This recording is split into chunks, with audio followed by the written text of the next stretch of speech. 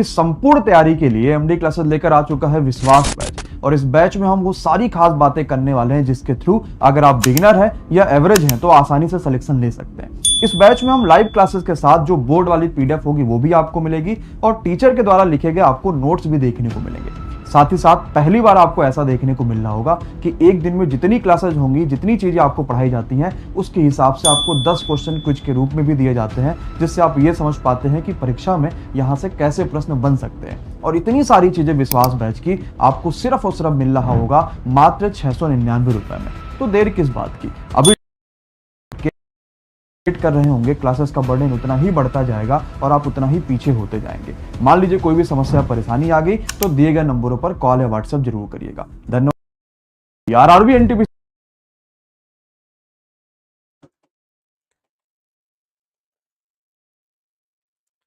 चलिए जी, good evening, शुभ संध्या, राधे राधे, जय श्री कृष्ण सभी साथियों को। बहुत बहुत स्वागत है साथियों एक बार फिर से आप सभी का आपके अपने यूट्यूब प्लेटफॉर्म एमडी क्लासेस पर। बहुत बहुत स्वागत है साथियों। तो साथियों, जैसा कि आप सभी जानते हैं कि आपकी ये लगातार जो पहचान सीरीज चल रही है, इस पहचान सीरीज के अंतर्गत आपको लगातार आपके एग्जाम में जो पूछे गए क्वेश्चंस हैं प्रीवियस ईयर्स में, वो आपको दोस्तों कराए जा रहे हैं। तो आप रेगुलरली इस सेशन के साथ जुड़ रहे हैं और ये समझ रहे हैं कि किस प्रकार के क्वेश्चंस आए हैं, किस प्रकार से इन्हें तैयार करना चाहिए और आगे की रणनीति क्या होनी चाहिए। तो बिल्कुल आप नियमित रूप से जुड़े और शॉर्ट नोट्स निश्चित रूप से आप में से लगभग सभी लोग बना रहे होंगे और उसको टाइम टू टाइम रिवाइज भी करते रहिएगा। चलिए भाई, अनुज, रितु, राजेश, यश, संतोष, काजल, अविनाश, मोस्ट वेलकम भैया, मोस्ट वेलकम। सभी लोग सेशन को लाइक जरूर कर दीजिएगा और साथियों के साथ शेयर भी करिएगा। आज मुगल एम्पायर पर है ना ये क्लास है, मुगल एम्पायर अर्थात मुगल साम्राज्य पर ये क्लास है। और कल वाली जो क्लास होगी वो मराठा साम्राज्य पर होगी, सिख धर्म पर होगी और सिख साम्राज्य पर होगी। ठीक है ना। तो आइए मुगल साम्राज्य से कैसे क्वेश्चन बने हैं उनको देख लेते हैं और शॉर्ट नोट्स भी कई सारे मैं आपको अच्छे अच्छे दूंगा जो आपको नोट करने रहेंगे। ठीक है, ये बताइएगा भाई क्या कह रहा है। प्रश्न कह रहा है कि प्रथम मुगल सम्राट बाबर है ना कितनी वर्ष की उम्र में शासक बने थे भैया। देखिए, अगर हम बाबर की बात करें साथियों तो बाबर मात्र 11 वर्ष की उम्र में शासक बना था। बाबर जो है मात्र 11 वर्ष की उम्र में शासक बना था। ये देखिएगा, ये बाबर का प्रतीकात्मक चित्र है। आपको जैसा भी लग रहा हो कमेंट करके बता सकते हैं। बाबर का जन्म साथियों कहां हुआ था? बाबर का जन्म साथियों फरगना में हुआ था। कहां पर हुआ था? फरगना में बाबर का जन्म हुआ था। कब हुआ था भैया इसका जन्म? 1483 में साथियों इसका जन्म हुआ था। कब भैया? 1483 में इसका जन्म हुआ था। इसके पिता की बात करें साथियों तो इसके पिता का नाम था उमर शेख मिर्जा। क्या नाम था भैया? उमर शेख मिर्जा इसके पिता का नाम था। ठीक है, उमर शेख मिर्जा। और याद रहे कि उमर शेख मिर्जा जो है ये क्या थे भैया? तो ये साथियों ये क्या थे? ये तैमूर थे। ये क्या थे भैया? ये तैमूर थे। और इनकी माता का नाम क्या था? माता का नाम था साथियों कुतलुग निगार। माता क्या थी साथियों? मां का नाम था कुतलुग निगार। और कुतलुग निगार क्या थी? ये मंगोल थी। ठीक है ना, कुतलुग निगार क्या थी? तो ये भैया मंगोल थी। तो कुतलुग निगार की भी बात याद रखिएगा। कुतलुग निगार क्या थी? ये मंगोल थी। ठीक है ना। अच्छा, अब आप देखेंगे साथियों हुआ क्या कि भाई इसके ये सबसे पहले ये काबुल का शासक कब बना आगे चलकर? तो काबुल का राजा काबुल को जीता या काबुल का राजा कब बना? तो काबुल को जीता था इसने साथियों 1504 में। कब? 1504 में। ठीक है ना। तो बाबर के बारे में हम बात कर रहे हैं साथियों। भारत पर पहला आक्रमण इसका कब हुआ था? भारत पर पहला आक्रमण की अगर हम बात करें इसके तो भारत पर इसने जो पहला आक्रमण किया था ये किया था इसने 1519 में बाजौर और भेरा पर। ठीक है ना। वास्तविक नाम क्या था इसका? रियल नेम साथियों इसका क्या था? तो रियल नेम आप इसके पूरे नाम में ही छिपा हुआ है ना, जहीरुद्दीन मोहम्मद बाबर। तो हम कह सकते हैं कि इसका वास्तविक नाम क्या था? मात्र जहीरुद्दीन। ठीक है ना, जहीरुद्दीन साथियों इसका नाम था। बाकी अगर हम इसकी उपाधियों की बात करें तो कई सारी इसकी उपाधियां हैं। जैसे आप देखेंगे कि इसकी एक उपाधि क्या थी? कलंदर थी। कलंदर ये किसकी उपाधि थी? एक साथियों इसको गाजी भी कहा जाता है। ठीक है ना, गाजी भी कहा जाता है। ठीक है, तो बिल्कुल ध्यान रखेंगे और एकदम इंपॉर्टेंट है। चलिए तो आगे देखते हैं। फिलहाल बाबर जो है मात्र 11 वर्ष की उम्र में शासक बना था। लेकिन एक प्रश्न है जो आपके दिमाग में आता होगा कि क्या बाबर 11 वर्ष की उम्र में शासक बना? तो अगर पेपर में पूछा जाए कि भारत में सबसे कम उम्र में राज्याभिषेक किसका हुआ तो अभी तक तो आप अकबर बताते आए हैं, तो क्या अब बाबर बताना है आगे से? तो मैं कहूंगा नहीं, बाबर भारत में शासक नहीं बना था। बाबर फरगना की गद्दी पर बैठा था जो अफगानिस्तान में है। ठीक है ना। हाँ, बाबर भारत में गद्दी पर नहीं बैठा था, अकबर भारत में साथियों शासक बना था जब, तो आप देखेंगे वो 13 वर्ष 4 महीने का था, 13 वर्ष 4 महीने उसकी उम्र थी। तो इस बात का ध्यान रखें कि भारत में सबसे कम उम्र में राज्याभिषेक तो अकबर का ही हुआ है, मात्र 13 वर्ष 4 महीने की उम्र में, ठीक है ना। चलिए ये बताइएगा जरा। हाँ जी भाई अनुराग कह रहा, दौलत खान ने बाबर को काबुल में सम्राट है ना, किस सम्राट के विरुद्ध सहायता प्रदान करने के बदले में अपनी निष्ठा के लिए संदेशवाहक भेजा था। दरअसल में साथियों बात यह है, मामला यह है कि आप ऐसे समझिए कि अगर हम देखें साथियों तो मामला यह था कि यहां पर जो दिल्ली थी साथियों, यहां पर जो दिल्ली सल्तनत थी, इस दिल्ली सल्तनत का सुल्तान हुआ करता था इब्राहिम लोदी। कौन भैया? इब्राहिम लोदी। और जिस समय इब्राहिम लोदी यहां का सुल्तान था उस समय इसके 3 दुश्मन थे, ठीक है ना। इसके 3 दुश्मन थे। एक साथियों इसके चाचा इसके दुश्मन थे, ठीक है। दूसरा पंजाब का शासक इसका दुश्मन था, पंजाब का शासक इसका दुश्मन था। और तीसरा साथियों इसका दुश्मन कौन था? तीसरा इसका दुश्मन था कौन?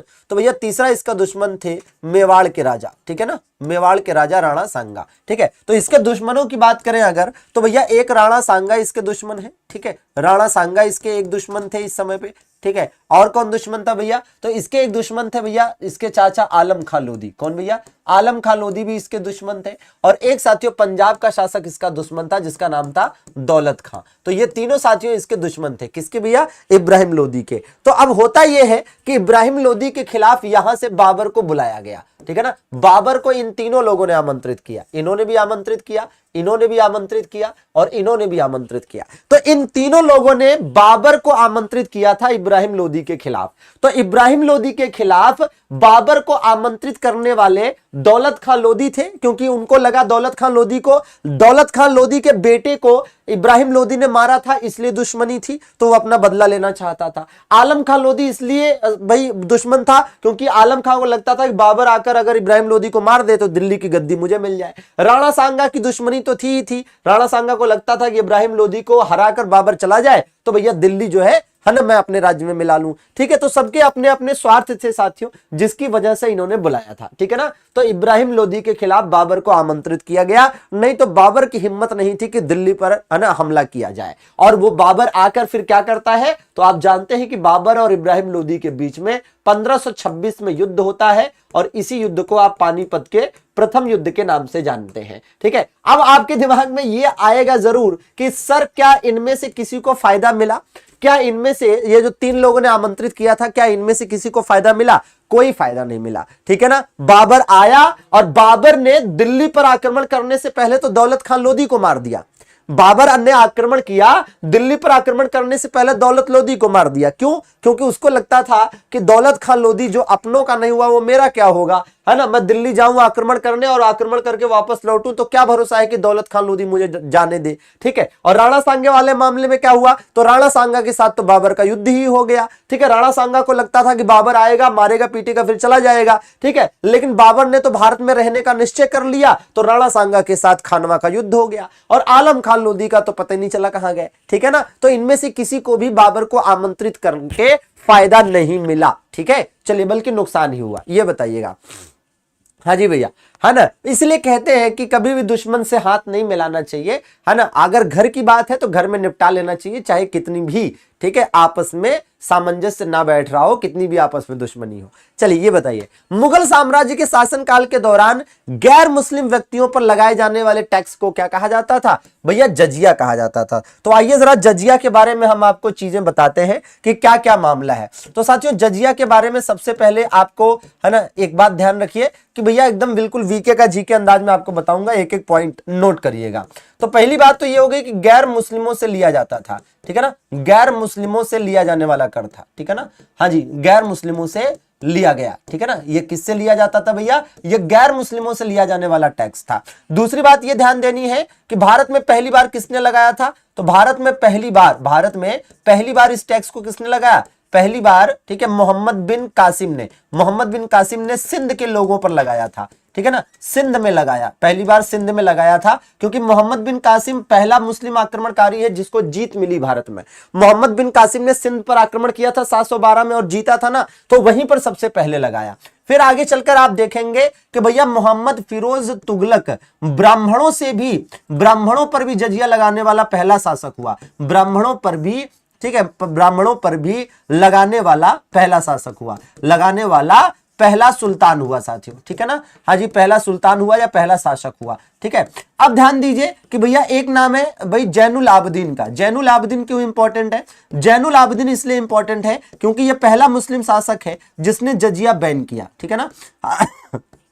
पहला मुस्लिम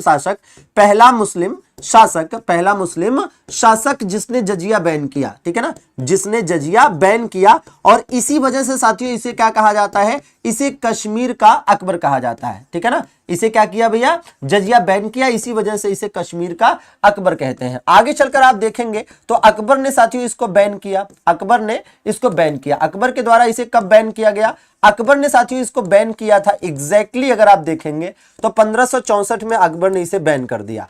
अकबर ने जब बैन किया था तो औरंगजेब ने फिर से लगा दिया, ठीक है ना। औरंगजेब ने पुनः लगाया, ठीक है, औरंगजेब ने पुनः लगाया। औरंगजेब ने क्या किया था भैया? औरंगजेब ने पुनः लगाया, ठीक है ना। औरंगजेब ने पुनः लगा दिया था। अब एक नाम जान लीजिए और वो है साथियों मोहम्मद शाह रंगीला, ठीक है ना, मोहम्मद शाह रंगीला। वैसे जब औरंगजेब ने लगाया था ना तो औरंगजेब के लगाने के बाद फर्रुख शेर ने हटा दिया, ठीक है। ये वाला जब यहां पर लगाया गया था तो इसे आगे चलकर किसने? फर्रुख शेर ने हटा दिया था, ठीक है। फर्रुख शेर ने औरंगजेब द्वारा जब लगाया गया था तो इसको बैन किया था। तो एक नाम आता है मोहम्मद शाह रंगीला का। और मोहम्मद शाह रंगीला इंपॉर्टेंट इस वजह से है कि भैया जब यहां फर्रुख शेर ने बैन कर दिया था तो मोहम्मद शाह रंगीला ने क्या किया भाई? इसने पुनः लगा दिया, ठीक है ना, पुनः लगाया था, ठीक है, पुनः लगाया। लेकिन यह भी याद रहे कि अंतिम रूप से इसी ने खत्म भी किया। अंतिम रूप से किसके समय में जजिया खत्म हुआ? तो अंतिम रूप से किसके समय में खत्म हुआ था जजिया? तो इसी के समय में अंतिम रूप से खत्म हुआ। और इस प्रकार से ये वीके का जीके के अंदाज में साथियों आपकी जजिया से संबंधित जो भी उत्सुकता थी जानने की वो खत्म हुई। एक स्क्रीनशॉट ले लीजिए और अपनी कॉपी में छाप लीजिए भैया, ठीक है, और अपनी कॉपी में क्या करिए? छाप लीजिए। ले लिया स्क्रीनशॉट? तो बिल्कुल आप इसे स्क्रीनशॉट ले लें साथियों। जजिया ये इसका इतिहास है और इससे रिलेटेड क्वेश्चन अक्सर पूछे जाते हैं, ठीक है। आइए अगले प्रश्न की तरफ चले। पक्का, दमदार, धमाकेदार। आइए तो ये देख लिया जाए भैया जजिया के बाद। अब ये बाबर का वास्तविक नाम। आप सोचेंगे सर जजिया गैर मुस्लिमों से लिया जाता था तो क्या ऐसा भी कोई टैक्स था जो केवल मुस्लिमों से लिया जाता था? तो बिल्कुल, जकात नाम का एक टैक्स था जो केवल मुस्लिमों से लिया जाता था। जकात नाम का एक टैक्स था जो केवल मुस्लिम देते थे। हालांकि मुस्लिम शासक ही लगाते थे, ऐसा नहीं कि हिंदू शासक जबरदस्ती लगाते थे, ठीक है। चलिए तो भैया एकदम बिल्कुल आप जानते हैं इसका आंसर क्या है भैया? जहीरुद्दीन। लेकिन एक बात मैं आपसे कहना चाहूंगा और वो ये कि भाई इस तरह के क्वेश्चंस के लिए आप तैयार रहिए। देखिए ना भाई, जैसे बाबर का वास्तविक नाम पूछ लिया, ऐसे साथियों आपसे सिकंदर लोदी का वास्तविक नाम पूछ सकता है, ठीक है ना। सिकंदर लोदी का वास्तविक नाम, मोहम्मद बिन तुगलक का वास्तविक नाम पूछ सकता है, अलाउद्दीन खिलजी का वास्तविक नाम पूछ सकता है, ठीक है, अलाउद्दीन खिलजी का भैया, है ना। आपसे साथियों अकबर का वास्तविक नाम पूछ सकता है, आपसे साथियों जहांगीर का वास्तविक नाम पूछ सकता है, ठीक है, जहांगीर का। आपसे शाहजहां का वास्तविक नाम पूछ सकता है, ठीक है, शाहजहां का, ठीक है। आपसे साथियों औरंगजेब का भी वास्तविक नाम पूछ सकता है, औरंगजेब, ठीक है, औरंगजेब का। आपसे साथियों भाई शेरशाह सूरी का वास्तविक नाम पूछ सकता है। किसका? शेरशाह सूरी का पूछ सकता है। तो ये सब बड़े इंपॉर्टेंट है, ये सब बड़े इंपॉर्टेंट है। तो देखिए बाबर का क्या था भैया? जहीरुद्दीन। क्या भैया? जहीर, एकदम जहर था भैया, एकदम जहर था, जहीरुद्दीन, ठीक है। सिकंदर का याद करिए क्या था भैया? सिकंदर का जरा कमेंट करके बताएंगे। मोहम्मद बिन तुगलक का तो भाई आसान है, सिकंदर का कमेंट करके बताइएगा कि देखें जरा किसको किसको याद है भैया। बिल्कुल बिल्कुल, हाँ हाँ ठीक है। चलिए तो बताइएगा अलाउद्दीन खिलजी का क्या भैया? अली गुरसास्प, ठीक है, क्या? अली गुरसास्प, अली गुरसास्प बताएंगे। क्या बताएंगे? अली गुरसास्प बताएंगे। बिल्कुल बिल्कुल, हाँ जी। और इसी प्रकार से आप देखिए कि अकबर का पूछेगा तो भैया जलाल बताएंगे। क्या बताएंगे भैया? जलाल बताएंगे। जहांगीर का पूछेगा तो सलीम बताएंगे। क्या बताएंगे भैया? सलीम बताएंगे। और इसी प्रकार से अगर शाहजहां का पूछ रहा है तो खुर्रम बताएंगे। क्या बताएंगे भैया? खुर्रम बताएंगे। औरंगजेब का पूछ रहा है तो आलमगीर प्रथम बता सकते हैं। क्या भैया? आलमगीर बता सकते हैं, ठीक है। शेरशाह सूरी का भैया क्या था? फरीद। शेरशाह सूरी का क्या था भाई? फरीद था। क्या था? फरीद था। तो बिल्कुल आपको याद करना चाहिए। बहुत बढ़िया भाई हिमांशु। इसका था साथियों निजाम खां। क्या नाम था इसका? निजाम खां था। ठीक है ना। तो अब आप इसकी एक स्क्रीनशॉट ले लीजिए और देखिए भैया, एक ही जगह पर इस तरह की चीजें मिल जाए तो फिर क्या, गंगा नहा लीजिए और बिल्कुल याद कर लीजिए। ठीक है। तो ये इंपॉर्टेंट है, मध्यकालीन भारत के इतिहास के जो इंपॉर्टेंट शासक हुए हैं उनके वास्तविक नाम भैया। ठीक है। चलिए ये बताइएगा। बिल्कुल। तो क्या कह रहा है, बिल्कुल लिखते चलिए और सेशन को लाइक करने में कंजूसी, ये एकदम अच्छी बात नहीं है। इब्राहिम लोदी को कब हराया था साथियों? तो बिल्कुल 1526 में। ठीक है, 1526 में। और इसी को साथियों पानीपत का प्रथम युद्ध कहते हैं। क्या कहते हैं इसी को पानीपत का प्रथम युद्ध कहते हैं, है ना। पानीपत का प्रथम, जैसे अब देखो एक बात और समझो आप, ठीक है, कि ये भैया 2021 में एनटीपीसी का पूछा गया क्वेश्चन है। अब कंपटीशन का लेवल बढ़ गया है, तो जब आप इसको पढ़िएगा तो डिटेल में पढ़िएगा कि पानीपत के युद्ध को जीतने का कारण, तो भाई तुलगमा युद्ध नीति का प्रयोग किया, तोपों का प्रयोग किया, ठीक है, तब जाकर यह युद्ध जीत पाया था। और बाबर ने अपनी आत्मकथा बाबरनामा में, ठीक है, लिखा है कि मेरे पानीपत के युद्ध जीतने का कारण थे तीरंदाज, मतलब बाबर के अनुसार तीरंदाज इसकी जीतने का कारण थे। ठीक है ना। हाँ, और इस युद्ध को जीतने के बाद बाबर के हाथ क्या लगा? इस युद्ध को जीतने के बाद, ठीक है, इस युद्ध को जीतने के बाद बाबर के हाथ क्या लगा? तो भैया पंजाब इसके अधिकार में आ गया, दिल्ली इसके अधिकार में आ गया, और आज का जो उत्तर प्रदेश है ये भी इसके अधिकार में आ गया। ठीक है ना। हाँ जी। तो ये क्या है? ये बाबर का है ना, बाबर का प्रारंभिक साम्राज्य। ठीक है, बाबर का साम्राज्य जो इसके हाथ में आया, बाबर का, है ना, बाबर के, है ना, क्षेत्र, मतलब बाबर के साम्राज्य का जो भी क्षेत्र है वो इसके अंतर्गत आ गया। ठीक बात है। तो ये समझना पड़ेगा। कई बार तो ऐसे क्वेश्चन पूछ सकता है, ऐसे भी क्वेश्चन पूछ सकता है कि बाबर ने दिल्ली और उत्तर प्रदेश कब जीता? ठीक है ना, बाबर ने दिल्ली और उत्तर प्रदेश, या दिल्ली, पंजाब और उत्तर प्रदेश पर कब अधिकार किया? तो भैया 1526 में पानीपत का प्रथम युद्ध जीतकर। ठीक है। इसके बाद जो भी युद्ध हुए थे उसको बाबर ने लड़ा जरूर, लेकिन उसके बाद ऐसा नहीं रहा कि साम्राज्य विस्तार उसका बहुत हुआ हो। अब देखिए भाई, सीक्वेंस याद करना है। सीक्वेंस याद करने के लिए आप ये वाली ट्रिक अपना सकते हैं। क्या? बहु आजा, ठीक है, बहु आजा, ताज और, ठीक है, इससे क्या याद होगा? इससे आपको शुरू के जो शुरू के साथियों मुगल शासक हैं वो याद हो जाएंगे सीक्वेंस से। ठीक है। तो देखिएगा, तो ब से हो जाएगा क्या दोस्तों? ब से हो जाएगा बाबर। ठीक है ना। यहां से क्या हो जाएगा? हुमायूं। क्या हो जाएगा? हुमायूं। आ से क्या हो जाएगा? अकबर। क्या हो जाएगा भैया? अकबर हो जाएगा। जा से क्या हो जाएगा? तो जहांगीर हो जाएगा। क्या भैया? जहांगीर। ताज का मतलब, ताज किसने बनवाया था? शाहजहां हो जाएगा। ठीक है। और से क्या हो जाएगा? औरंगजेब हो जाएगा। तो ये साथियों शुरू के जो प्रमुख मुगल शासक हैं वो हैं। इसके बाद वाले जो मुगल शासक हैं उनको कहते हैं क्या? उत्तरवर्ती मुगल सम्राट। ठीक है, उत्तरवर्ती मुगल सम्राट उन्हें कहा जाता है। तो इसके हिसाब से इसका राइट आंसर क्या हो जाएगा? तो इससे हिसाब से इसका राइट आंसर होगा क्या भैया? अकबर, जहांगीर, शाहजहां, औरंगजेब। ठीक बात है। चलिए, तो फिर बिल्कुल आप कम से कम ये देखते चलिए कि भाई सीक्वेंस से भी क्वेश्चन पूछे गए हैं। ठीक है। एक बार तो जहांगीर के शासन काल को पूछ रखा था। ठीक है भैया। चलिए भाई, शिवा बताएंगे भाई, अनिल, वैष्णवी, प्रिया, यश, राजेश, हाँ जी, बिहारी लाल जी बताइए। कह रहा है तुलगमा युद्ध नीति। अब देखिए ये तुलगमा युद्ध नीति क्या है? इसको एक्चुअली में तुलगमा कहेंगे। तो ये तुलगमा युद्ध नीति जो है, ठीक है, तुलगमा क्या है? एक युद्ध नीति है, युद्ध करने का एक तरीका है। ठीक है, बाबर के द्वारा इस्तेमाल की जाने वाली सैन्य रणनीति है जो इसने इस्तेमाल करी थी। किसमें? पानीपत के युद्ध में इसने इस्तेमाल करी थी। पानीपत के प्रथम युद्ध में, पानीपत का जो प्रथम युद्ध था उसमें इस युद्ध नीति का प्रयोग किया गया था 1526 में। ठीक है ना। हाँ, तो उसमें इसका प्रयोग किया गया था। चलिए ये बताइएगा।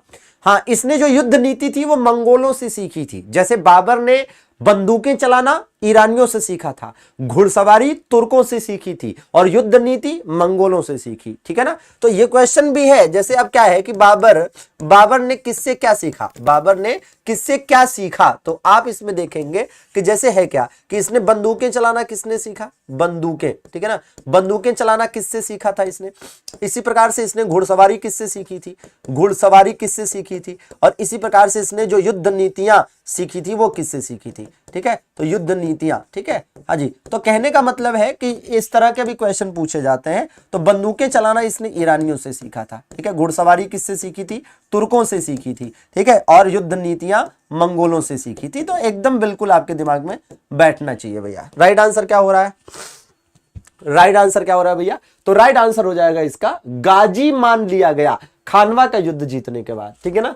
हाँ, खानवा का युद्ध। ठीक है, गाजी क्या होता है? गाजी का मतलब होता है काफिरों के विरुद्ध युद्ध को जीतने वाला, है ना, काफिरों के विरुद्ध युद्ध जीतने वाला, काफिरों के विरुद्ध युद्ध जीतने वाला। ठीक है, और यहाँ काफिर कौन है ना, यहाँ काफिर किसे कहा जा रहा है? तो यहाँ काफिर का मतलब हो गया गैर मुसलमान। ठीक है ना, यहाँ काफिर का मतलब किसे कहा गया? काफिर किसे कहा गया यहाँ पर? गैर मुस्लिम। ठीक है ना, तो राजनीति के लिए हिंदुओं मुसलमानों को लड़ाने की जो परंपरा है वो बहुत पुरानी है। इसका इस्तेमाल बाबर ने भी किया। इसका इस्तेमाल बाबर ने तो इस हद तक किया कि इस युद्ध के दौरान बाबर ने जिहाद का नारा भी दिया था। बाबर ने इस युद्ध के दौरान कौन सा नारा दिया भैया? जिहाद का नारा भी दिया था। तो बाबर के द्वारा जिहाद का नारा इस युद्ध के दौरान दिया गया था। ठीक है ना, चलिए ये देखिए भाई, कह रहा बाबर ने भारत पर पहला आक्रमण कब किया था? बाबरनामा के अनुसार बाबर ने भारत पर 5 आक्रमण किए थे, बाबरनामा के अनुसार। ठीक है, तो बाबरनामा के अनुसार, बाबरनामा क्या है? बाबर की आत्मकथा है। बाबरनामा क्या है? भारत के बाबर की आत्मकथा है। और बाबरनामा के अनुसार हम देखेंगे तो भैया पहला आक्रमण, दूसरा आक्रमण, ठीक है, तीसरा आक्रमण, ठीक है, हाँ, चौथा आक्रमण और 5वां आक्रमण। तो सीक्वेंस से चलें तो आप इसमें ऐसे समझिए कि भैया इसमें यह हो जाएगा कि यहां पर मैं ट्रिक रखता हूं क्या, कि मैं ट्रिक रख रहा हूं कि बाबर, क्या भैया? बाबर और फिर क्या? बाबर और फिर क्या? बाबर आया। तो बाबर आया मतलब पहला आक्रमण, फिर पानी पिया। ठीक है, क्या भैया? पानी पिया। अब ट्रिक है जा शानदार। ठीक है, पानी पिया, फिर खाना खाया, फिर क्या भैया? खाना खाया, फिर क्या भैया? चंदा दिया। ठीक है, चंदा दिया। ठीक है, चंदा दिया, फिर क्या हुआ? चंदा दिया और क्या हुआ? और घर चला गया, और घर, ठीक है, चला गया, और घर क्या हो गया? चला गया। समझ रहे हैं? तो ये सीक्वेंस आपको ध्यान देना है। अब देखिए ये होता क्या है कि बाबर विदेशी था, भाई विदेशी था ना, भारत का तो था नहीं, तो पहले ना मेहमान था एक तरह से समझिए कि बाबर भारत आया। तो बाबर आया, जब कोई जैसे कोई मेहमान हमारे घर आता है तो हम उसे पहले पानी पिलाते हैं, फिर खाना खिलाते हैं, फिर वो बच्चों को 10 20 50 जो भी देना होता है चंदा देता है और फिर अपने घर चला जाता है। तो बाबर ने पहला आक्रमण 1519 में किया। ठीक है ना, किस पर किया था? बाजौर और भेरा पर, बाजौर व भेरा पर इसने पहला आक्रमण किया था। ठीक है ना, अच्छा, पानी पिया का मतलब, अब पानी पिया का मतलब हो गया पानीपत का युद्ध। पानी पिया का मतलब क्या हो गया? पानीपत का युद्ध। खाना से क्या हो गया? खाना से हो जाएगा खानवा का युद्ध।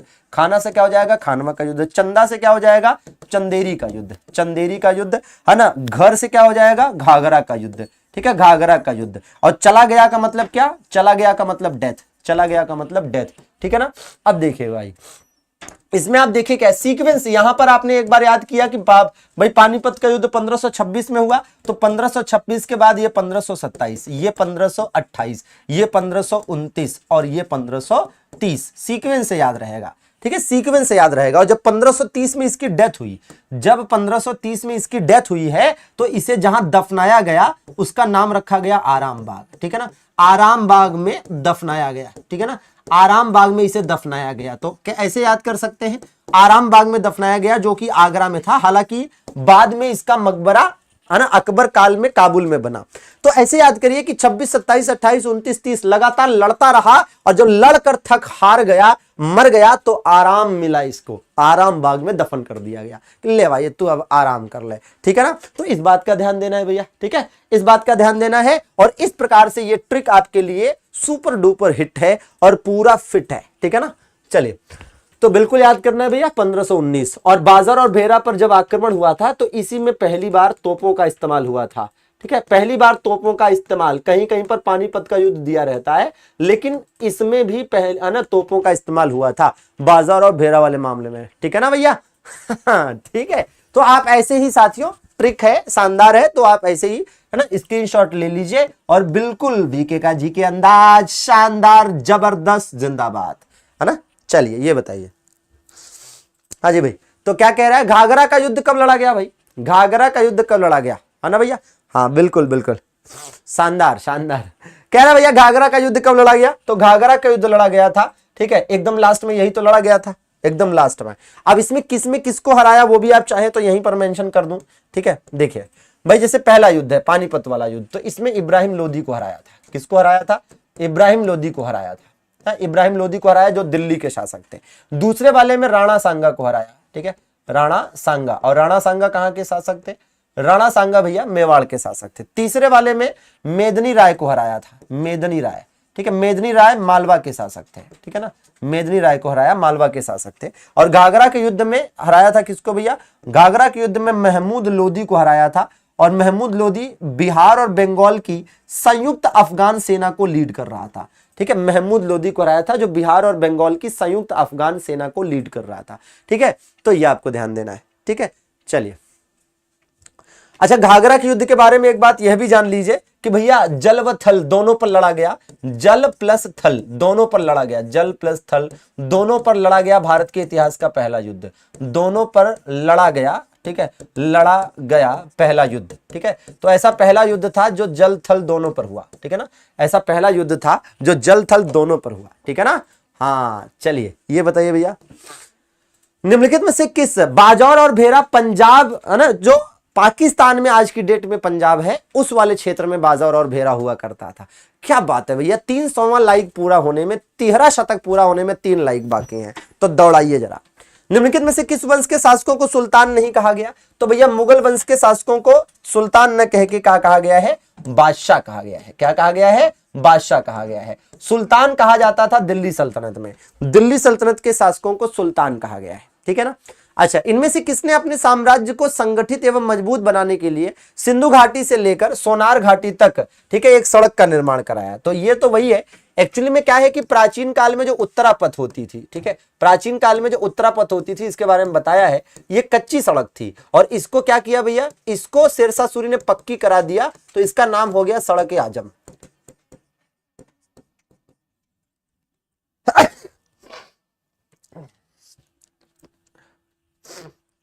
ठीक है भैया, तो सड़क ए आजम इसका नाम हो गया, जिसे शेरशाह सूरी मार्ग भी कहा गया। और आगे चलकर इसी का नाम बदलकर क्या हो गया, जीटी रोड हो गया, ठीक है ना। और आज भी इसका नाम जीटी रोड ही है, ठीक है, आज भी इसका नाम जीटी रोड ही है, ठीक है ना। अच्छा, तो वही चीज है कि उत्तरापथ प्राचीन काल में जो सड़क थी, कच्ची सड़क थी ये, ठीक है। और इस कच्ची सड़क का निर्माण किसने करवाया था, तो इस कच्ची सड़क का निर्माण कराया था चंद्रगुप्त मौर्य ने। किसने कराया था भैया इसका निर्माण, चंद्रगुप्त मौर्य के द्वारा इसका निर्माण कराया गया, ठीक है। सड़क ए आजम साथियों बनवाई गई थी, तो ये पक्की सड़क थी और ये पक्की सड़क बनवाई किसने भैया, इस पक्की सड़क को बनवाने का काम किया शेरशाह सूरी ने, ठीक है ना। किसने भैया, शेरशाह सूरी ने। और फिर इसका नाम किसने चेंज कर दिया, तो इसका नाम साथियों चेंज करने का काम किया। नाम यहां से जो चेंज हुआ है, ये नाम चेंज हुआ था गवर्नर जनरल ऑकलैंड के द्वारा, गवर्नर जनरल ऑकलैंड के समय में इसका नाम चेंज किया गया, ठीक है ना। और आज की डेट में जीटी रोड को आप देखेंगे तो भैया अमृतसर पंजाब से शुरू होकर यह जीटी रोड कोलकाता बंगाल तक है, कोलकाता बंगाल तक है आज की डेट में ये, ठीक है ना। तो बिल्कुल याद करना है, ठीक है। तो इसका राइट आंसर शेरशाह सूरी, ठीक है ना। हाँ जी, शेरशाह सूरी, बहुत अच्छे, बहुत अच्छे, शानदार, जिंदाबाद जिंदाबाद।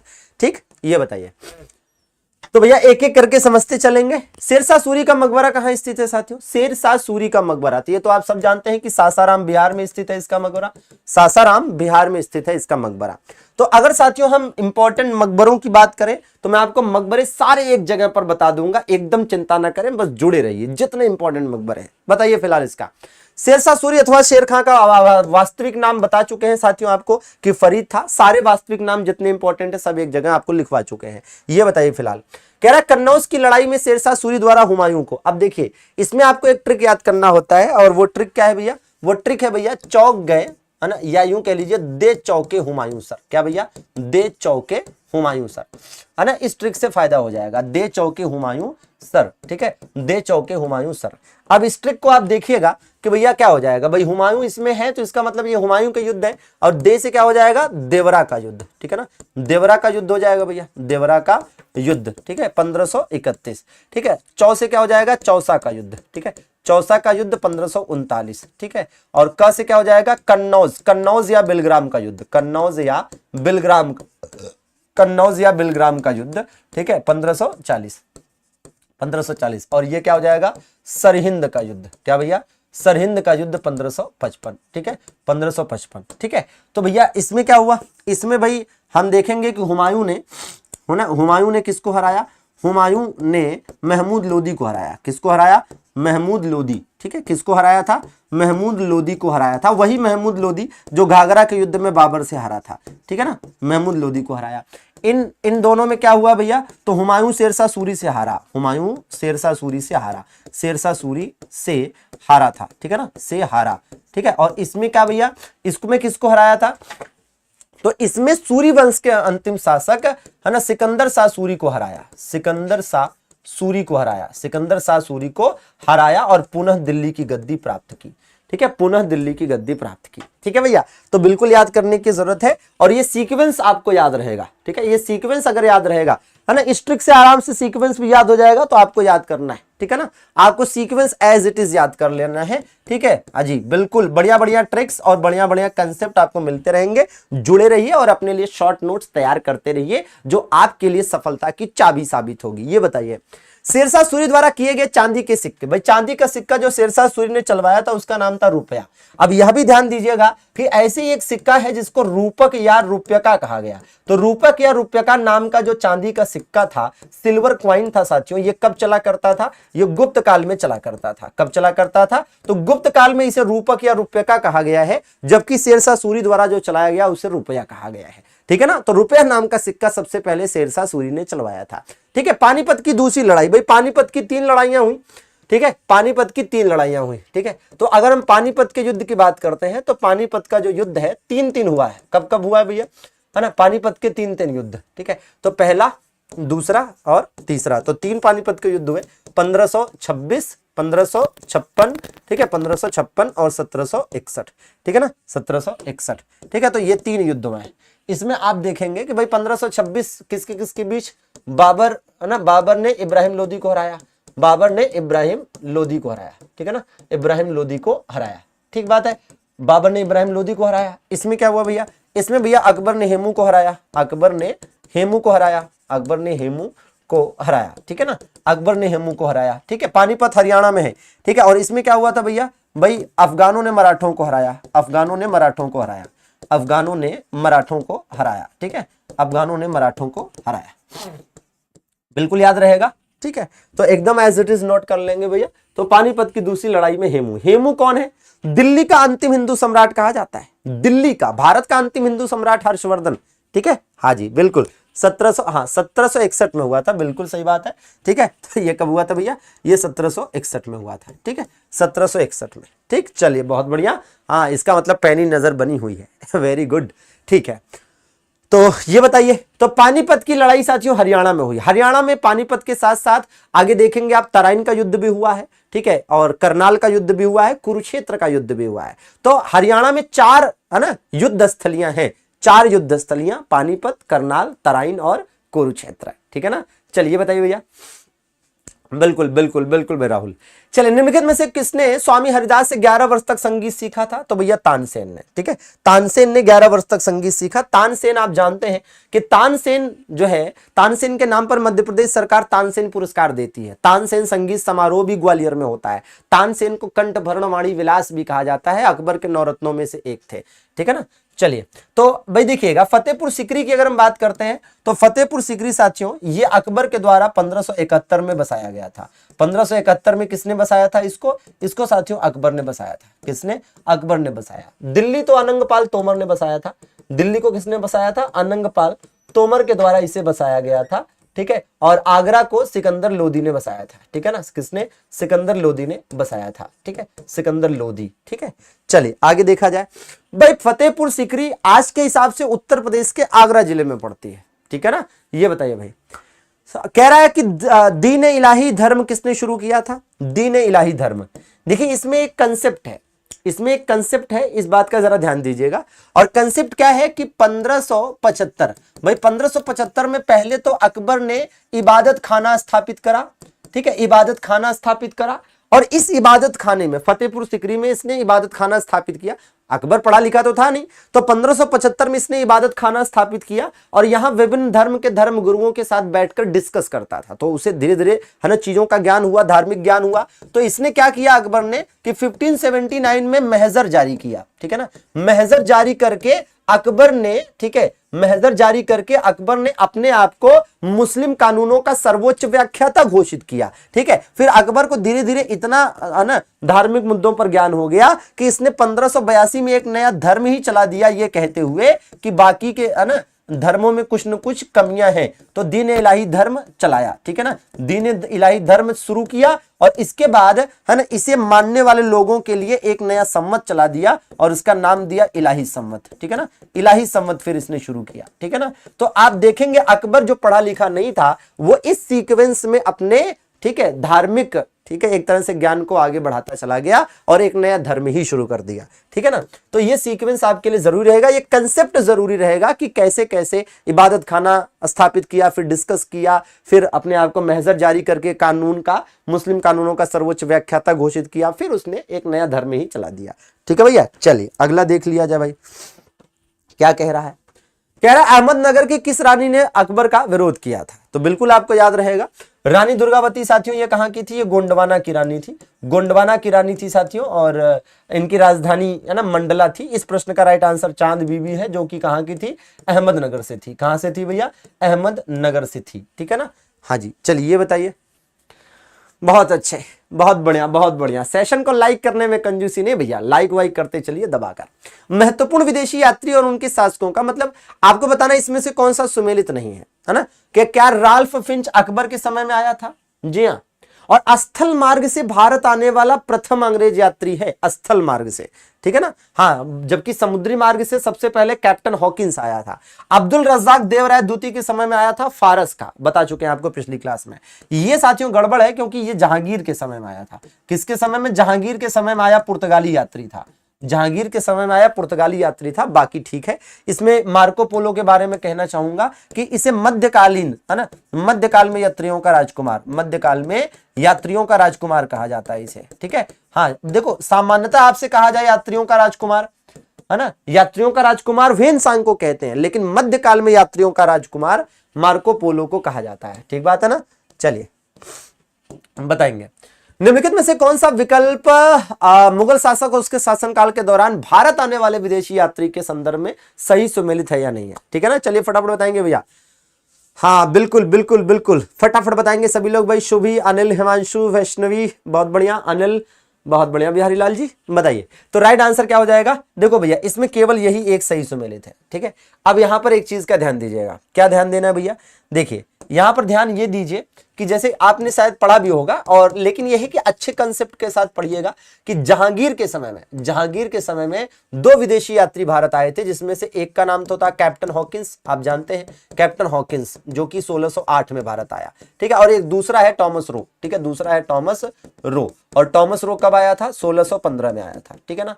और आप देखेंगे दो के दोनों क्या है भैया, तो ये ब्रिटिश सम्राट, ब्रिटेन के सम्राट जेम्स प्रथम के राजदूत थे, ब्रिटेन के सम्राट जेम्स प्रथम के राजदूत थे ये दो के दोनों ही, और भारत में ब्रिटिश ईस्ट इंडिया कंपनी के व्यापार को बढ़ाने के उद्देश्य से, ठीक है, हाजी जहांगीर से बात करने आए थे, ठीक है ना। तो आप देखेंगे कि ये साथियों कहां पर, आगरा में, ठीक है, कहां पर भैया, ये आगरा में, और ये कहां पर भैया, अजमेर में, ठीक है, अजमेर में, ये पूछा गया क्वेश्चन है, अजमेर में क्या किए भैया, जहांगीर से मिला, ठीक है, क्या हुआ भैया, जहांगीर से मिला, ठीक है। तो कौन जहांगीर से कहां मिला, ऐसा भी क्वेश्चन आता है, ठीक है, जहांगीर से मिले, ठीक है, तो कौन जहांगीर से कहां मिला, यह भी इंपॉर्टेंट है। कैप्टन हॉकिंस को जहांगीर ने क्या भैया, सूरत में व्यापार की अनुमति दी, सूरत में व्यापार की अनुमति दी थी, सूरत में व्यापार की अनुमति इसे मिली, है ना, और इसे तो भैया तगड़ा, है ना, फायदा मिला। पूरे मुगल साम्राज्य में व्यापार की अनुमति मिली, पूरे मुगल साम्राज्य में व्यापार, पूरे मुगल साम्राज्य में व्यापार की अनुमति, ठीक है ना, पूरे मुगल साम्राज्य में इसे व्यापार की अनुमति मिली, पूरे मुगल साम्राज्य में व्यापार की अनुमति इसे मिली थी, ठीक है। तो दोनों अब देखिए पॉइंट्स एक जगह पर आपको समझ में आ रहे होंगे, ठीक है, किस तरह से है, ठीक है। तो ये दोनों अलग अलग आपको याद करने की जरूरत है, और लंबे समय तक आपके दिमाग में ऐसे रहेगा अगर इस प्रकार से, ठीक है, दिमाग में एक फ्लो चार्ट फिट हो रहा है तो, ठीक है। तो कोशिश करिए कि ऐसे आपको याद रहे, ठीक है भैया। चले आगे बढ़े, बढ़िया है, शानदार है, जिंदाबाद है, ठीक है।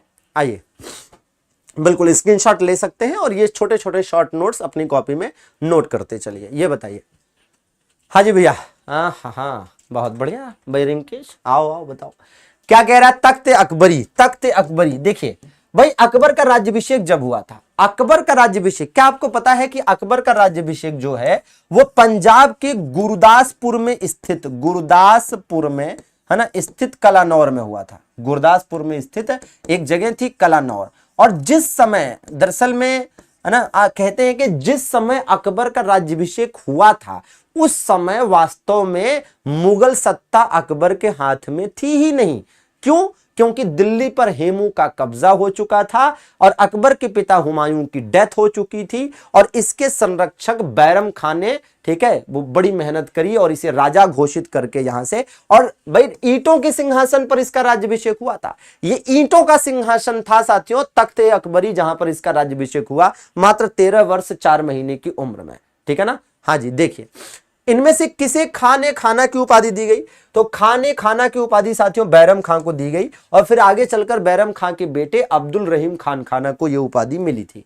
ठीक है। अकबर सम्राट कब बना था? तो बता चुके हैं कि 1556 में कलानौर में इसका राज्याभिषेक हुआ था 13 वर्ष 4 महीने की उम्र में।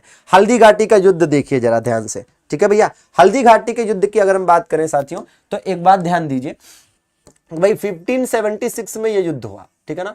हाँ भाई, एक तरफ क्या है? एक तरफ मुगल सेना है ना, एक तरफ मुगल है और दूसरी तरफ कौन है भैया? दूसरी तरफ राजपूत है। दूसरी तरफ कौन है? दूसरी तरफ राजपूत है। ठीक है।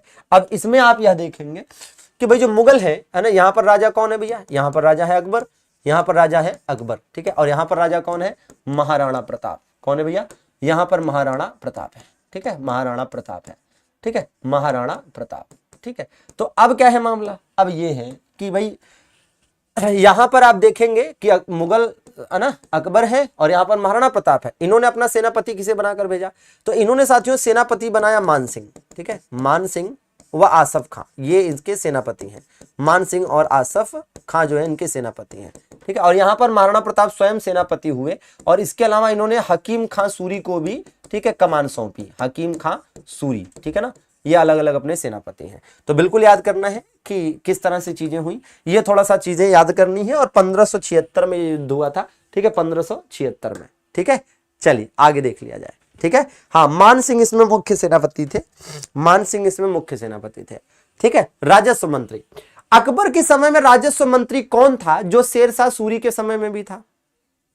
ठीक है ना। हाँ, तो बिल्कुल भैया ये टोडरमल थे और टोडरमल की मदद से ही याद करिए 1580 में दहसाला बंदोबस्त लाया गया था। क्या लाया गया था भैया? दहसाला बंदोबस्त। ठीक है, दहसाला बंदोबस्त आया। और दहसाला बंदोबस्त क्या था?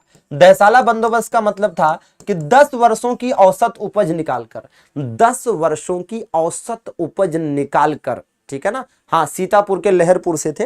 ठीक है, 10 वर्षों की औसत उपज निकालकर उसके आधार पर टैक्स डिसाइड किया जाता था। ये अकबर के नवरत्नों में से एक थे। अकबर के विचार, सुलह कुल का क्या मतलब था? सुलह कुल नाम का एक उत्सव भी होता है आगरा में, आज भी होता है। तो सुलह कुल उत्सव जो आज भी आगरा में होता है, ये हिंदू मुस्लिम एकता का प्रतीक है। ठीक है ना। फिलहाल इसका राइट आंसर है सार्वभौमिक शांति। क्या है भैया? सार्वभौमिक शांति। सार्वभौमिक शांति। पानीपत का दूसरा युद्ध अकबर और हेमू के बीच कब हुआ था? अकबर और हेमू के बीच में पानीपत का दूसरा युद्ध 1556 में हुआ था। ठीक है ना। इसमें अकबर की तरफ से, मुगलों की तरफ से बैरम खान ने सेना को लीड किया। है ना। निम्नलिखित में से कौन से ऐसे राज्य थे जिन्हें अधिकृत राज्य कहा गया क्योंकि मुगलों ने इस पर कब्जा कर लिया था? क्योंकि मुगलों ने इस पर कब्जा कर लिया था भैया। तो राइट आंसर क्या है? अवध, बंगाल और हैदराबाद, ये वो 3 राज्य थे जिन पर मुगलों ने कब्जा कर लिया। ठीक है भाई, मराठों पर कब्जा नहीं कर पाए थे, कर्नाटक पर नहीं कब्जा कर पाए थे, इधर सिंध, दिल्ली, ठीक है, सिंध पर नहीं कब्जा कर पाए थे, कर्नाटक नहीं था भैया, कर्नाटक भी नहीं था। ठीक है, चलिए निम्नलिखित में से कौन बादशाह अकबर के नवरत्नों में से एक नहीं था? एक शानदार सी ट्रिक बताते हैं, अकबर के नवरत्न आपको याद हो जाएंगे, देखिएगा। तो भैया अकबर के नवरत्नों को याद करने के लिए आप देखें टैब। टैब जानते हैं? टैब, टैब, ठीक है, टैब 9 mm, mm का मतलब मिलीमीटर। तो टैब जो मोबाइल का बड़ा भाई होता है, तो उसी को कह रहे हैं टैब। टैब जो है 9 mm फैट है, मतलब 9 मिलीमीटर क्या है भैया? चौड़ा है। टैब जो है 9 mm फैट है। क्यों भाई? हाँ, बहुत बढ़िया भैया जी। चलो देखो जरा, तो 9 से क्या हो जाएगा? 9 से हो जाएगा 9 जेम्स, मतलब नवरत्न। ठीक है ना, नवरत्नों की बात हो रही है भाई। ठीक है, नवरत्न हो जाएगा। ठीक है, अब देखिए टी से क्या हो जाएगा? टी से हो जाएगा भैया, एक तो टोडरमल हो जाएगा, एक टी से टोडरमल हो जाएगा। ठीक है, दूसरा टी देखो यहां पर है, तो दूसरे टी से तानसेन हो जाएगा। ठीक है, दूसरे टी से तानसेन हो जाएगा। ठीक है, एक ए से हो जाएगा क्या? अबुल फजल। क्या हो जाएगा? अबुल फजल हो जाएगा। क्या हो जाएगा? अबुल फजल हो जाएगा भैया। ठीक है, तो अबुल फजल एक से हो जाएगा और दूसरे से क्या हो जाएगा? दूसरे से हो जाएगा अब्दुल रहीम खान खाना। अब्दुल रहीम खान खाना, ठीक है, अब्दुल रहीम खान खाना हो जाएगा, ठीक है। अब देखिए यहाँ बी है, बी से क्या हो जाएगा, बीरबल ही होगा, और क्या, बीरबल होगा, ठीक है ना। हाँ जी, एम से क्या हो जाएगा, मुल्ला दो प्याजा हो जाएगा, मुल्ला दो प्याजा हो जाएगा, मुल्ला दो प्याजा हो जाएगा, ठीक है। एम से क्या हो जाएगा भैया, मान सिंह हो जाएगा, क्या हो जाएगा, मान सिंह हो जाएगा, मान सिंह हो जाएगा। एफ से क्या हो जाएगा, एफ से भैया फैजी हो जाएगा, क्या हो जाएगा, फैजी हो जाएगा। और है से क्या हो जाएगा, है से हो जाएगा हकीम, ठीक है, हकीम हुमाम, ठीक है। अब ये जो हकीम हुमाम है ये कौन थे, हकीम हुमाम देखेंगे तो ये है हकीम हुमाम, ठीक है, ये हकीम हुमाम है। तो इसका राइट आंसर क्या है, ए है, ठीक है। हाँ जी, तो हकीम हुमाम फकीर आजियुद्दीन थे जिन्हें हकीम हुमाम कहा गया है, तो ये हकीम थे, तो राइट आंसर ए होगा, ठीक है भैया। तो ये आप सिंपल सी ट्रिक याद कर सकते हैं, है ना, बढ़िया ट्रिक है, ठीक है, आराम से याद हो जाएगी। और याद करिए कि प्राचीन काल में जो चंद्रगुप्त विक्रमादित्य के समय में नवरत्न थे उनको याद करने की ट्रिक तो आपको बताई ही है, ठीक है ना। हाँ, तो एकदम शानदार ट्रिक है, वायरल ट्रिक है एकदम, बिल्कुल, ठीक है ना। हाँ, और ये ट्रिक भाई आपको कहीं और नहीं मिलेगी क्योंकि ये हमने ही बनाई है, तकरीबन 4-5 साल पहले बनाई थी, 4 साल। चलिए ये बताइए, भारत के इनमें से किस मुगल शासक ने अंग्रेजों को सूरत में अपना पहला कारखाना स्थापित करने की अनुमति दी थी। सूरत में अपना पहला कारखाना भैया, है ना, क्या देखते हो सूरत तुम्हारी, क्या चाहते हो, ठीक है ना, बाकी की कहानी चलिए भैया बताएंगे। तो सूरत में साथियों जहांगीर ने, ठीक है, ये आपको बता चुके हैं कि भैया जहांगीर के समय में जो अंग्रेज यात्री भारत आए थे उसमें कौन कौन थे भैया, यहां पर देख लीजिए कि भैया कैप्टन हॉकिंस और टॉमस रो, ठीक है, ये दोनों आपको बता चुके हैं एक एक करके, तो निश्चित रूप से आपको याद होगा और याद होना भी चाहिए, ठीक है भैया। चलिए, तो वो भैया captain Hawkins red dragon, captain Hawkins red dragon और रेड ड्रैगन, याद होगा आपको, हेक्टर और रेड ड्रैगन नाम के जहाज के कैप्टन के रूप में भारत आया था। और ये फारसी का अच्छा जानकार था, इसलिए जहांगीर ने इसे इंग्लिश खां की उपाधि दी थी, ठीक है भाई। चले भैया, बहुत बढ़िया बहुत बढ़िया, शिवानी, सत्यन, बहुत बढ़िया, बताओ भाई, गुंजन, हिमांशु, आदित्य, दिव्या, बताओ। जहांगीर, भाई जहांगीर देखिए, पहला बाबर, दूसरा हुमायूं, तीसरा अकबर, चौथा जहांगीर, खत्म, ठीक है ना। हाँ जी भाई, शाहजहां की बेटी जहां आरा ने दिल्ली में स्थापित नई राजधानी की कई वास्तुशिल्प परियोजनाओं में भाग लिया था, ठीक है, कौन थी। अच्छा, नाम है यहां दे दिया है, मतलब यहां पर फिल इन द ब्लैंक्स होना चाहिए था। जहां आरा शाहजहां की बेटी थी, ठीक है भैया। ये बताइए किस मुगल शासक ने ताजमहल बनवाया था। तो अब इससे आसान प्रश्न नहीं हो सकता। देख रहे 2016, बहुत पहले ये क्वेश्चन आता था ऐसा। अभी क्वेश्चन आएगा तो कैसा आएगा पता है, इसके मुख्य स्थापत्यकार कौन थे, उस्ताद अहमद लाहौरी, इनका नाम याद करिए, उस्ताद अहमद लाहौरी आ सकता है, ठीक है। इसकी डिजाइन किसने बनाई थी, मोहम्मद ईसा, किसने बनाई थी भैया, मोहम्मद ईसा, ठीक है ना। इसका निर्माण शुरू कब हुआ था, तो निर्माण इसका शुरू हुआ था तकरीबन 1628 में, ठीक है, निर्माण शुरू हुआ था, है ना, 1628 में निर्माण शुरू हुआ। तो कहने का मतलब यह है कि आपको इस तरह से चीजें याद करनी पड़ेगी, ठीक है। 1628 का 1632 में निर्माण शुरू हुआ था इसका, 1632 में निर्माण शुरू हुआ, ठीक है। चलिए ये बताइए, हाँ जी, क्या कह रहा है, औरंगजेब के संबंध में निम्नलिखित में से कौन सा कथन गलत है। औरंगजेब के संबंध में इनमें से कौन सा कथन गलत है। कह रहा है उसे आलमगीर के नाम से भी जाना जाता है, बात तो सही है, इसको कहते हैं आलमगीर का, आलमगीर प्रथम, ठीक है ना। सत्ता के लिए अपने संघर्ष में औरंगजेब ने अपने बड़े भाई दारा शिकोह को भी मार दिया, सही बात है। वह शाहजहां और मुमताज महल का दूसरा पुत्र था, नहीं दूसरा पुत्र नहीं था, ये तीसरा पुत्र था, ठीक है ना, ये तीसरा पुत्र था, ठीक बात है, ये तीसरा पुत्र था, ठीक।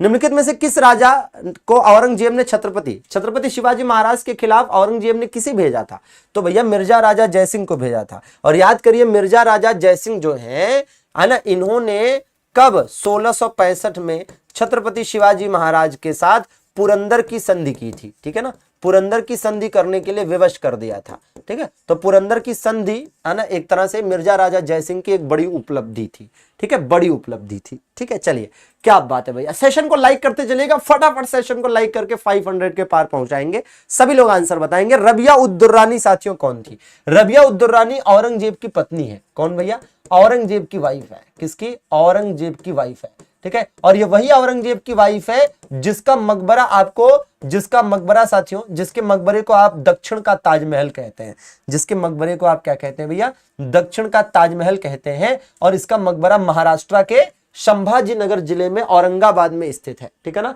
हाँ जी भैया, तो एकदम समझ के चलने की जरूरत है आपके लिए, ठीक है, एकदम बढ़िया शानदार जिंदाबाद, ठीक है, ठीक है।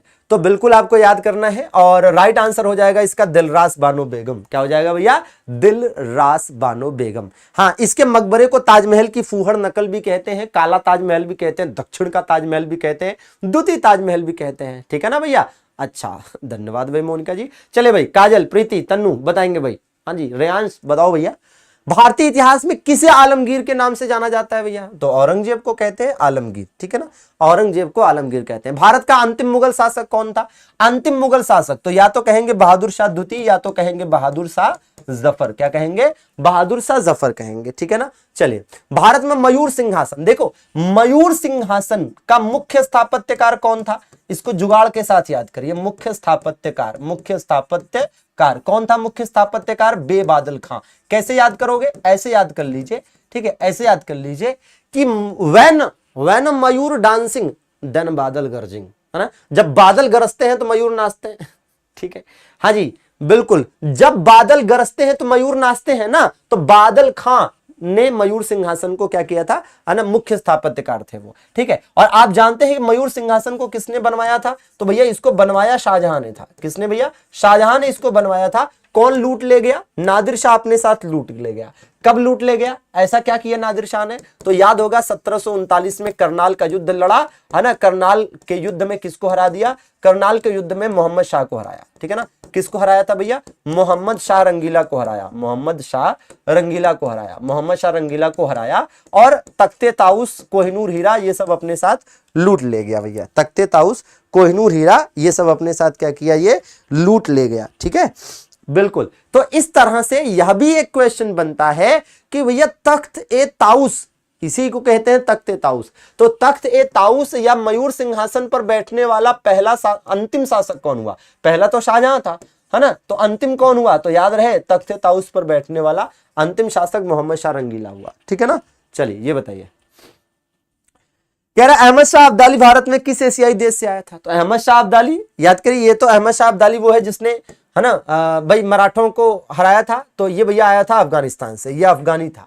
अहमद शाह अब्दाली जो है अफगानी था और 1748 में इसने दिल्ली पर आक्रमण किया था पहली बार, ठीक है। चलिए, अकबरनामा साथियों, अकबरनामा किसके द्वारा लिखी गई थी? तो अकबरनामा साथियों ये लिखी गई अबुल फजल के द्वारा। किसके द्वारा? अबुल फजल के द्वारा, ठीक है, अबुल फजल के द्वारा ये लिखी गई थी। और इसका जो तीसरा भाग है ना, इसका जो तीसरा भाग है, इसी के तीसरे भाग को ही कहा जाता है आईने अकबरी। तो याद रहे कि आईने अकबरी क्या है? ये अकबरनामा का तीसरा भाग है। आईने अकबरी क्या है? अकबरनामा का तीसरा पार्ट है आईने अकबरी। तो आईने अकबरी का लेखक पूछे या अकबरनामा का लेखक पूछे, अबुल फजल होगा, ठीक है। ये अकबर की जीवनी है, बायोग्राफी है, ठीक है भैया। चलो ये बताओ, मध्यकाल में लिखे गए महाकाव्य। भाई पद्मावत में आप जानते हैं कि भाई रानी पद्मिनी और राजा रतन सिंह की कहानी है साथियों, और इसे लिखा था मलिक मोहम्मद जायसी ने। और मलिक मोहम्मद जायसी शेर शाह सूरी के समकालीन थे। किसके भैया? शेर शाह सूरी के समकालीन थे, ठीक है ना। बिल्कुल बिल्कुल भाई बिल्कुल। हाँ, अबुल फजल ने अपनी आत्मकथा भी लिखी है ना, अकबरनामा में, ठीक है। सम्राट अकबर का मकबरा कहां है? तो भैया अकबर का मकबरा स्थित है आगरा में, स्थित एक जगह है सिकंदरा। आगरा में क्या जगह है भैया? आगरा में एक जगह है साथियों सिकंदरा, ठीक है। आगरा में, देखिए सीक्वेंस से एकदम सब याद होना चाहिए। बाबर का मकबरा काबुल, हुमायूं का मकबरा दिल्ली, शेरशाह सूरी का सासाराम, अकबर का सिकंदरा आगरा, ठीक है ना। फिर अकबर के बाद जहांगीर आ गया, जहांगीर का मकबरा लाहौर, जहांगीर की पत्नी नूरजहां का मकबरा लाहौर, जहांगीर के, है ना, कह सकते हैं कि ससुर जी, ठीक है, एतमाद उद्दौला का मकबरा आगरा, ठीक है। जहांगीर के बेटे, जहांगीर के बड़े बेटे क्या नाम था? खुसरो। एक खुसरो था, एक खुर्रम था। खुसरो का मकबरा खुसरो बाग प्रयागराज। लेकिन जो शाहजहां है, शाहजहां का मकबरा दिल्ली। शाहजहां का मकबरा कहां है? सॉरी, शाहजहां का मकबरा ताजमहल, ठीक है। जो शाहजहां है और शाहजहां की पत्नी मुमताज महल है, दोनों का मकबरा वही है, ताजमहल। क्या है भैया? ताजमहल, है ना भाई, जिंदगी के साथ भी जिंदगी के बाद भी, ठीक है। तो ताजमहल में दोनों का मकबरा है, ठीक है। हाँ, और उसके बाद कौन आया? उसके बाद आ गया भैया आपका औरंगजेब। तो औरंगजेब का मकबरा और औरंगजेब की बीवी का मकबरा एक ही जगह, कहां पर? औरंगाबाद या संभाजी नगर महाराष्ट्र, ठीक है ना। तो इस तरह से याद होता चला जाएगा। बहादुर शाह जफर का मकबरा रंगून, ठीक है, रंगून या यंगून, ठीक है। चलिए बताइए, हाँ, ताजमहल जो लोग घूमने जाते हैं एक्चुअली में मकबरा है वो, ठीक है। वहां पर दो, ठीक है, दो आत्माएं दफन है, ठीक है, चलिए बताइए भैया। ठीक, हाँ, तो इसीलिए रात में नहीं जाना ताजमहल घूमने, पता चले कि वहीं दफन है ना, मतलब हाँ, मतलब मामला, अगर डरते हैं आप तो, नहीं तो कोई बात नहीं, आप जाइए आराम से, ऐसा थोड़ा ना दर्शन हो जाएंगे। ठीक है, हाँ, हैदराबाद की चार मीनार का निर्माण किसने कराया था भैया? तो ये कुली कुतुब शाह के द्वारा निर्माण कराया गया था, प्लेग उन्मूलन की याद में। प्लेग की बीमारी बड़ी खतरनाक फैली हुई थी, उसी प्लेग बीमारी के खत्म होने की खुशी में इसका निर्माण कराया गया था। हाँ, संभाजी नगर नाम हो गया है, जो औरंगाबाद कभी हुआ करता था। ठीक है, शेख सलीम चिश्ती का मकबरा कहां स्थित है भैया? फतेहपुर सीकरी आगरा में। फतेहपुर सीकरी आगरा में साथियों, फतेहपुर सीकरी को अकबर ने बसाया ही इन्हीं के लिए था। शेख सलीम चिश्ती की कुटिया में जन्म हुआ जिस बालक का, उसका नाम पड़ा सलीम, और उसके आप जानते हैं जहांगीर के नाम से, वही सलीम जो अनारकली के चक्कर में, मतलब वो वाला मामला आपको सुना होगा आपने ना, हाँ ना, देख छोड़ छाड़ के अपने सलीम की गली अनारकली चली। ठीक है, हाँ, बाकी dot dot dot fill in the blanks. निम्नलिखित में से किसका निर्माण शाहजहां द्वारा, ठीक है, नहीं कराया गया था? तो भैया बुलंद दरवाजा शाहजहां ने थोड़ा बनवाया था। बुलंद दरवाजा 1572 में अकबर ने बनवाया था। किसने बनवाया था भैया? अकबर ने बनवाया था, गुजरात विजय की स्मृति में। किस पर भैया? गुजरात विजय पर, गुजरात विजय है ना की स्मृति में इसको बनवाया गया था। ठीक है ना, बाकी इस बात का ध्यान रखेंगे कि जब आप देखिए, अब एक शानदार चीज ले लीजिए, जामा मस्जिद। जामा मस्जिद कई जगहों पर है, कौन सी किसने बनवाई याद करना जरूरी है। ठीक है, जैसे देखिएगा, जामा मस्जिद बताइए, जौनपुर में जामा मस्जिद किसने बनवाई? बदायूं में जामा मस्जिद किसने बनवाई? संभल में जामा मस्जिद किसने बनवाई? आगरा में जामा मस्जिद किसने बनवाई? दिल्ली में जामा मस्जिद किसने बनवाई?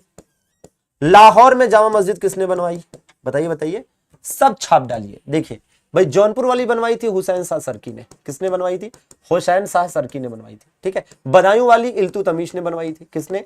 इल्तुतमिश ने बनवाई थी। ठीक है ना, हाँ जी। संभल वाली बाबर ने बनवाई थी। किसने? बाबर ने बनवाई थी। आगरा वाली जहां आरा ने बनवाई थी। किसने बनवाई थी? जहां आरा ने बनवाई थी। किसने भैया? जहां आरा ने बनवाई थी। दिल्ली वाली किसने बनवाई थी? शाहजहां ने स्वयं बनवाई थी, शाहजहां ने। लाहौर वाली किसने बनवाई थी? जहांगीर ने बनवाई थी। ठीक है भैया, तो एकदम एज इट इज याद कर लेना है ना। अरे जब पढ़ते रहोगे वीके का जीके तो नहीं पढ़ोगे ना फीके है। ठीक है भैया, ये अंतिम प्रश्न। जामा मस्जिद, जामा मस्जिद साथियों, जामा मस्जिद तो अभी इतने देर से बता रहे थे, बताओ इसका आंसर नहीं बता पाओगे? दौड़ाओ यार, चलिए कोई बात नहीं।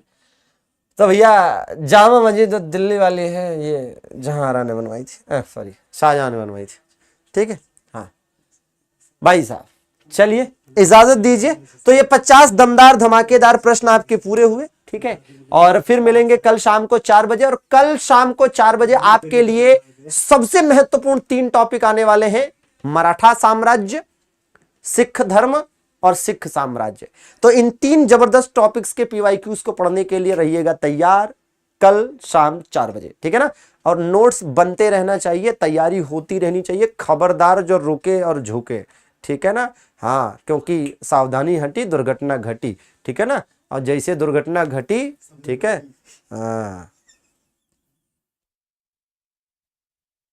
चलिए फिलहाल इजाजत दीजिए, बहुत बहुत शुक्रिया, धन्यवाद, thank you very much, good night, शुभ रात्रि। आरआरबी एनटीपीसी 2024 की संपूर्ण तैयारी के लिए एमडी क्लासेस लेकर आ चुका है विश्वास बैच, और इस बैच में हम वो सारी खास बातें करने वाले हैं जिसके थ्रू अगर आप बिगिनर हैं या एवरेज हैं तो आसानी से सिलेक्शन ले सकते हैं। इस बैच में हम लाइव क्लासेस के साथ जो बोर्ड वाली पीडीएफ होगी वो भी आपको मिलेगी, और टीचर के द्वारा लिखे गए आपको नोट्स भी देखने को मिलेंगे। साथ ही साथ पहली बार आपको ऐसा देखने को मिल रहा होगा कि एक दिन में जितनी क्लासेज होंगी, जितनी चीजें आपको पढ़ाई जाती हैं, उसके हिसाब से आपको 10 क्वेश्चन क्विज के रूप में भी दिए जाते हैं, जिससे आप ये समझ पाते हैं कि परीक्षा में यहाँ से कैसे प्रश्न बन सकते हैं। और इतनी सारी चीजें विश्वास बैच की आपको सिर्फ और सिर्फ मिल रहा होगा मात्र 699 रुपए में। तो देर किस बात की, अभी डाउनलोड करिए एमडी क्लासेस का ऑफिशियल ऐप, रजिस्ट्रेशन कर लीजिए, पेड कोर्स वाले सेक्शन में जाइए और अपने विश्वास बैच को चुनिए, और बिना किसी कूपन कोड के आप इसको सिर्फ 699 रुपए में ज्वाइन हो सकते हैं। अगर आप जितना लेट कर रहे होंगे, क्लासेस का बर्डन उतना ही बढ़ता जाएगा और आप उतना ही पीछे होते जाएंगे। मान लीजिए कोई भी समस्या परेशानी आ गई